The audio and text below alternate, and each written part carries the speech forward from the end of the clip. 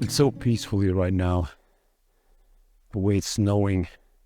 Can you believe that yesterday there was no snow on this field, on the streets, on the trees, and in a matter of just 2 hours, this really beautiful landscape appeared in front of me because of the snow. It's such a miracle if you think about it, how just a little bit of something, in this case snow, can change the landscape so dramatically and can help you so much as a landscape photographer, because these days the forest looks empty, with no leaves on the trees, with no grass on the ground, and having snow, having this white makes a lot of difference.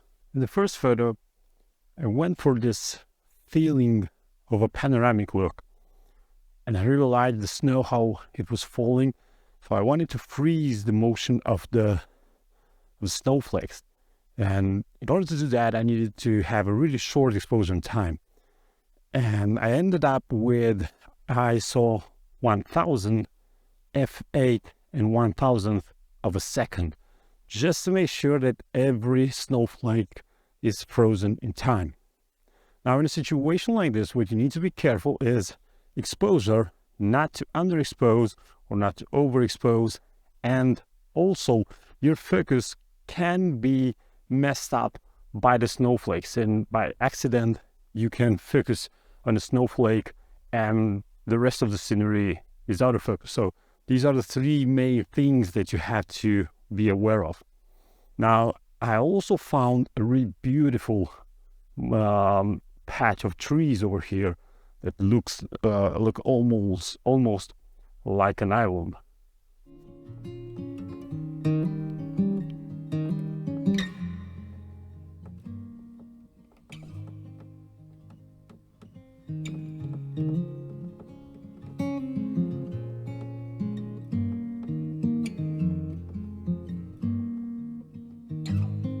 I think this is the perfect moment when to do minimalist photos, landscape photos.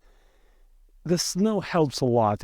You need to realize this, and I think it's very simple to do these kind of shots because the snow acts like a negative space, and also the fogginess, the mist is in the air.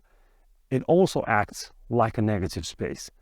You just need to find singular elements. You need to take elements outside their context, outside their placement, their nature, and then when you present them in such a way, then you can have very simple, clean, and beautiful shots.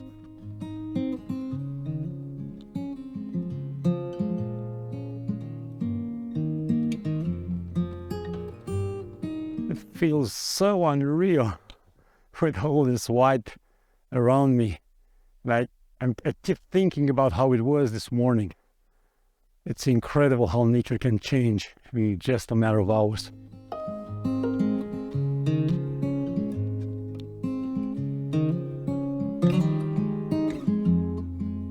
You should always aim for a minimalist approach in your landscape photography. Having the simplest composition that you can possibly get in a location will make a lot of difference in your photos. If you manage to think in simple terms, this will bring order to your photos and it will improve them a lot. It's the way our brain works. We need to see order instead of chaos. We need to see simple elements instead of many elements. It helps us think clear, and it helps us appreciate more. That's why when you see a house that is tidy and everything is in order, your brain kind of works in a better way. And it's the same with landscape photography. Try to simplify your images. Pick a point of focus and then only just a few elements that will support that point of focus and will bring the attention of the viewer to that element. I think those trees are full, I think I'm showing them correctly over there, look really, really nice. And I try framing them on a horizontal format. F4, F8, ISO 640 and 640th of a second. Switch to portrait format. And this framing changed things a lot. I have a really thin edge of the hill that it's near those three trees. I have the tree group, and then I had the emptiness above it. I have all that negative space, and it looks clean, and it's simple, and it's easy to understand, and I find so much joy in these type of photos. The fact that I changed from landscape framing to a portrait framing, and everything seems to line up. This means only one thing, that whatever you choose to remove from your photos are more important than what you choose to include in your photos. Because this is what the portrait format did. It removed the sides of the image, and it made it tighter, and it made it cleaner, simpler, and easier to watch and understand. It's a really wet snow, and I just have to keep constantly cleaning my camera, both my cameras, this one and the one I'm filming with. In any direction that I'm looking, I'm constantly seeing new and new subjects to photograph. Right now I'm having a tree in the distance, a lonely tree. I can faintly see another one to the upper right corner.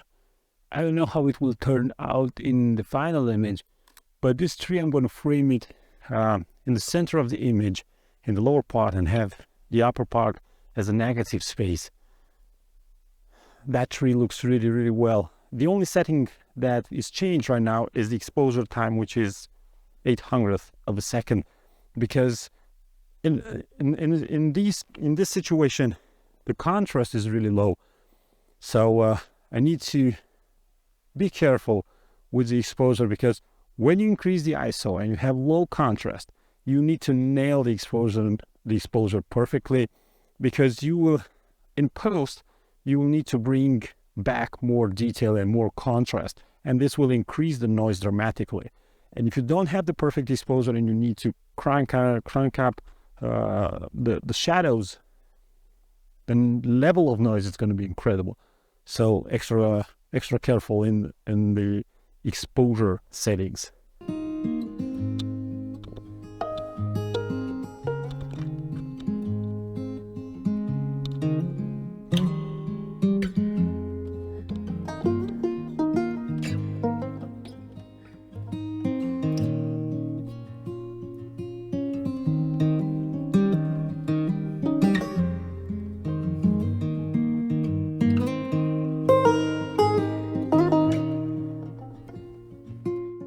After a while, it gets repetitive, and because of that, I came here.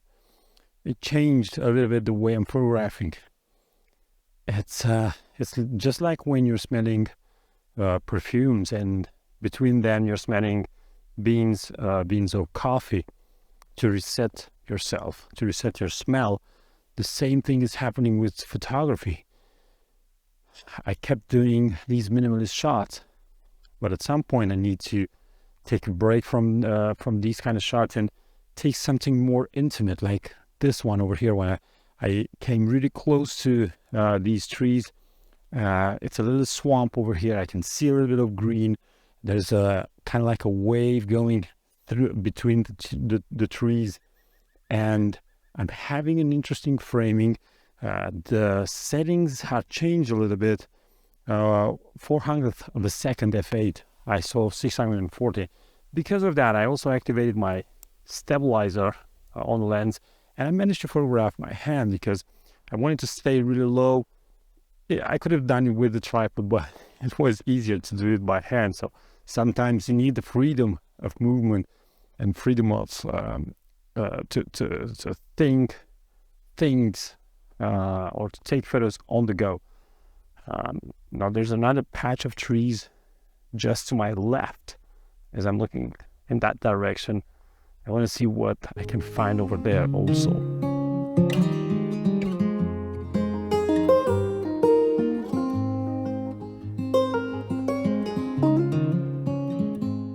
I just had an encounter with a pack of 6 or 7, something like that, stray dogs. This is, I think, by far the dangerous aspect of my landscape photography. I'm not afraid of wild animals.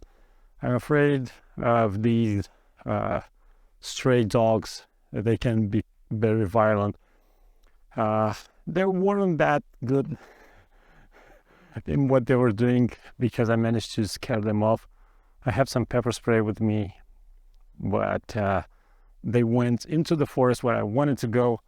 Even if I scare them in this initial phase, I don't want to risk anything and go in a place where I know they are right now. So I really hope you enjoyed this vlog so far. If you want to learn more about landscape photography, you can check out my ebook or my workshops. There's a link to my website in the description of this video. And until next time, keep on photographing because it's the only way you can get better. Bye bye.